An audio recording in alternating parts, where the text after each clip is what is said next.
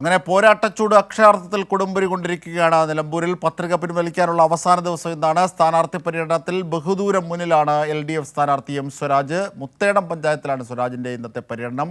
എന്നാൽ UDF കേന്ദ്രങ്ങളാകട്ടെ വലിയ രീതിയിലുള്ള വിവാദങ്ങളിൽ കുടുങ്ങിക്കിടക്കുകയാണ്. നാമനിർദ്ദേശ പത്രിക പിൻവലിക്കാനുള്ള സമയപരിധി വൈകിട്ട് 3-നാണ് ഉണ്ടാവുക. സൂക്ഷ്മ പരിശോധനയ്ക്ക് ശേഷം പ്രധാന മുന്നണി സ്ഥാനാർത്ഥികൾ ഉൾപ്പെടെ 14 സ്ഥാനാർത്ഥികളാണ് അവശേഷിക്കുന്നത്. ഈ ഘട്ടത്തിൽ ആരൊക്കെയാണ് പിൻവലിക്കുക എന്നതുള്ളതറിയാം. അങ്ങനെയാണ് ഔദ്യോഗികമായി ചിത്രം വ്യക്തമാകും മത്സരരംഗത്തെ. വിവരങ്ങളുമായി ഇപ്പോൾ അമൽനാഥ് പാടിച്ചാൽ ചേരുകയാണ്. അമൽനാഥ്, എന്തൊക്കെയാണ് നിലമ്പൂരിലെ ഏറ്റവും പുതിയ വിശേഷങ്ങൾ, വിവരങ്ങൾ?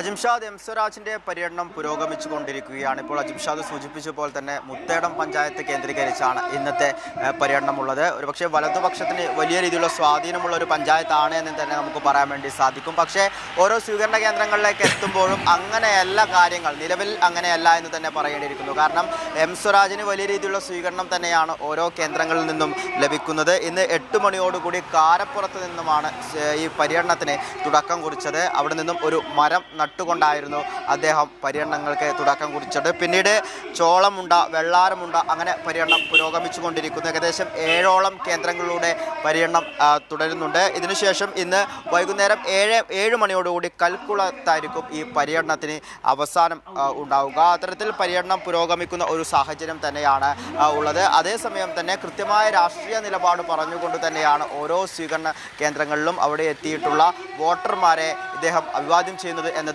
ഏറെ ശ്രദ്ധേയമായ ഒരു കാര്യം കൂടിയാണ്. പ്രത്യേകിച്ച് ഇപ്പോൾ അജിംഷാദ് സൂചിപ്പിച്ച പോലെ തന്നെ UDFിൻ്റെ നേതാക്കന്മാർ ഉയർത്തിയ വലിയ ആരോപണം കൊണ്ട് ഈ ക്ഷേമ പെൻഷൻ അടക്കമുള്ള കാര്യങ്ങളെക്കുറിച്ച്, ക്ഷേമ പെൻഷനെ കൈക്കൂലി എന്ന രീതിയിൽ അധിക്ഷേപിച്ച കാര്യങ്ങളൊക്കെയുണ്ട്. അതിനെതിരെയൊക്കെ കൃത്യമായ രീതിയിൽ രാഷ്ട്രീയം പറഞ്ഞുകൊണ്ട് ജനങ്ങളോട് അതുമായി സംവദിച്ചുകൊണ്ട് തന്നെയാണ് എം സ്വരാജിന്റെ ഈ പര്യടനം പുരോഗമിക്കുന്നത്. തീർച്ചയായും ഞാൻ അമൽനാഥ് പാടിച്ചാലിലേക്ക് തിരിച്ചെത്താം. എം സ്വരാജിന്റെ വാക്കുകൾ കൂടി കേട്ടതിന് ശേഷം ക്ഷേമ പെൻഷൻ 2500 രൂപയായി വർദ്ധിപ്പിക്കണമെന്നതാണ് LDF നിലപാടെന്ന് സ്ഥാനാർത്ഥി എം സ്വരാജ്. ക്ഷേമ പെൻഷൻ കൈക്കൂലി എന്ന് പറയുന്നവർ വാങ്ങുന്നവരുടെ അഭിമാനത്തെ ചോദ്യം ചെയ്യുന്നുവെന്നും UDFിൻ്റെ കാലത്ത് മുടങ്ങിപ്പോയ പെൻഷൻ പുനഃസ്ഥാപിച്ചത് LDF ആണെന്നും സ്വരാജ് പറഞ്ഞു.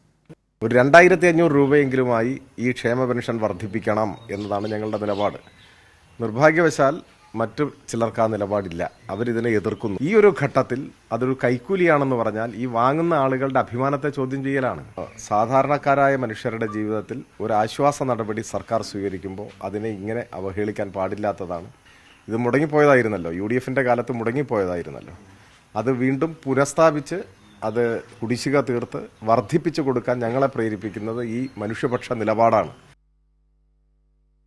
തീർച്ചയായും അമൽനാഥ് പാടിച്ചാൽ, ഇങ്ങനെ മനുഷ്യപക്ഷ നിലപാട് സർക്കാർ, LDF സർക്കാർ, പിണറായി സർക്കാർ ചെയ്ത കാര്യങ്ങൾ പുതിയ നവകേരളത്തിൻ്റെ തുടർച്ചയ്ക്ക് ആ അർത്ഥത്തിൽ നിലമ്പൂർ ഭാഗവാക്കാകണം ഇത്യാദി ആവശ്യങ്ങൾ ഉന്നയിച്ച് വളരെ സമ്പന്നമായാണ് എം സ്വരാജിൻ്റെ, സമൃദ്ധമായാണ് എം സ്വരാജിൻ്റെ പര്യടനം പുരോഗമിക്കുന്നത്. മറുചേരിയിൽ അങ്ങനെയല്ല കാണുന്നത്.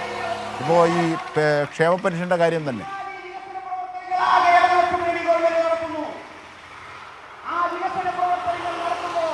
അജിംഷാദ്, തീർച്ചയായും അതായത് ആദ്യഘട്ടം മുതൽ തന്നെ UDFിൻ്റെ ക്യാമ്പുകളിൽ വലിയ രീതിയിലുള്ള പ്രയാസങ്ങളായിരുന്നു എന്ന് തന്നെ പറയേണ്ടിയിരിക്കുന്നു. ആദ്യഘട്ടത്തിൽ അൻവർ ഫാക്ടർ അത് അവരെ വലിയ രീതിയിൽ പ്രയാസത്തിൽ ആക്കിയിരുന്നു. അൻവർ തങ്ങളുടെ കൂടെ നിൽക്കുമോ, അല്ലെങ്കിൽ സ്വതന്ത്രനായി, അല്ലെങ്കിൽ മത്സരിക്കുമോ, UDFിൻ്റെ കൂടെ അല്ലാതെ മത്സരിക്കുമോ, അത്തരത്തിലുള്ള കാര്യങ്ങളൊക്കെ ആയിരുന്നു ആദ്യം അവരെ വളരെ പ്രയാസത്തിലാക്കിയിരുന്നത്. അതിനുശേഷം UDFിൻ്റെ കൺവെൻഷൻ നടന്നതോടുകൂടി UDFിൻ്റെ നേതാക്കൾ നടത്തിയ പരാമർശങ്ങൾ അത് അവരെ കൂടുതൽ പ്രയാസത്തിലേക്ക് ആഴ്ത്തി എന്ന് തന്നെ പറയേണ്ടിയിരിക്കുന്നു. ഇപ്പോൾ സൂചിപ്പിച്ച പോലെ തന്നെ KC വേണുഗോപാൽ പറഞ്ഞ ഈ ക്ഷേമ പെൻഷനെ കുറിച്ചുള്ള വാക്കുകൾ പിന്നീട് അത് ജനങ്ങൾക്കിടയിൽ വലിയ ചർച്ചയായി എന്നതാണ്.